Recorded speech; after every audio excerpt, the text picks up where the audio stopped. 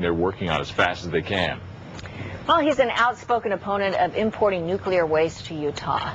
And this year, Utah's lone Democrat in Congress, Jim Matheson, is up for re-election. We're going to talk about that. He joins us this morning to talk about some of the issues facing the state and the country, really. First thing we want to talk about is the president's budget. Right. Talking about that this morning. $3.83 trillion.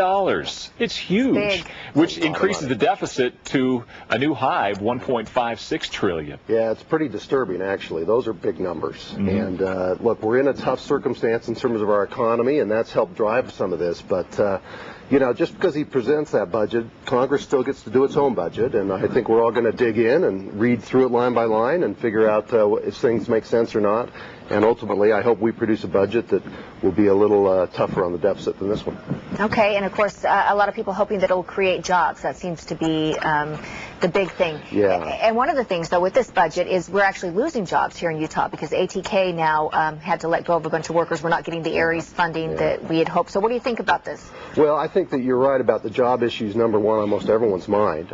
You know, the government can't just flip a switch and fix the economy, but it certainly can look for good policy decisions that help encourage job growth. And we ought to do that because unemployment is unacceptably high across the country and even here in Utah.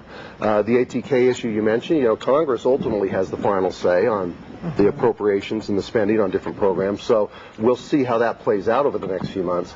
But you're right, job creation really is something that I think is on everyone's mind, and I think it's going to be a big focus for Congress for the rest of the calendar year. Okay, well, what do you personally want to do? What do you want to see in this budget? What do you want to see out of the budget? Well, first of all, I think you do need to have an overall cap on what we're going to be spending. I think that Congress and the White House, through leadership of both parties over the years, likes to usually ignore that because they don't have to live within their means. There's no balanced budget amendment to the United States Constitution. Almost every state has one, including Utah, but in Washington they don't. So I'd like to see a real commitment to fiscal discipline. We've had some important steps in the last couple of weeks to do that, by the way, in Washington.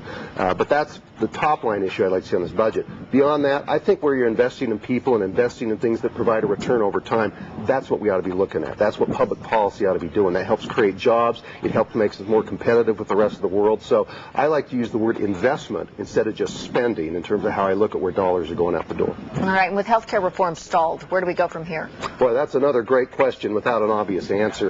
In my opinion, the status quo isn't sustainable. We can't keep going down this path where the costs grow so fast every year. I just talked to someone here in Utah who said my premiums went up 19%, a business owner.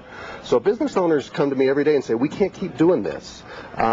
The health care bills that were in Congress may have addressed this issue somewhat or not as well as it could have, but I'd like to think at the end of the day we could get away from the partisan bickering that's been going on this issue, because ultimately this country has to come up with some ideas to address this problem of health care costs growing so fast, because it's going to bankrupt the private sector and, quite frankly, the government as well. You know, in states like Utah, Medicaid, it's the fastest growing part of the state budget, and in the federal government, everyone's worried about deficits. My gosh, Medicare, Medicaid, veterans health care, that's half the federal budget. And so if it's growing way above inflation every year, you got a real deficit problem. So I feel bad that the process is broken down completely, but I would also suggest that saying we should just not do anything, that will put us in a very bad position down the road. So I'm hopeful, again, cooler heads will prevail. You mentioned in the intro it's an election year, and sometimes in election years cooler heads don't prevail in Washington. But ultimately, aren't we elected to do what's right for this country? I mean, we ought to be a little more statesmanlike in the way people are behaving in Washington. And on this issue, you just can't ignore it for the long term.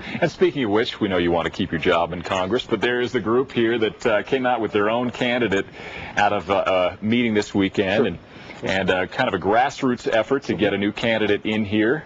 And they've said that, according to the newspaper over the weekend, that you've sabotaged the party on things like climate control, civil rights, gay marriage, those kinds of things. How do you respond to that? Well, you know, it's interesting. I represent about 900,000 people in my congressional district, and there are a lot of different opinions among those 900,000 people. And, you know, when I first ran for office about 10 years ago, I said, you know what, you're never going to agree with me on every issue, but what you should expect for anyone you vote for when they're in office is they're going to take a thoughtful, common sense approach to every issue. I'm real proud of my record. I think in fact, I'm very confident that most people in my congressional district are actually very pleased with the way I'm serving them in this office. And I look forward to any election season. I'm always proud to run on my record, and that's just what I'm going to keep doing.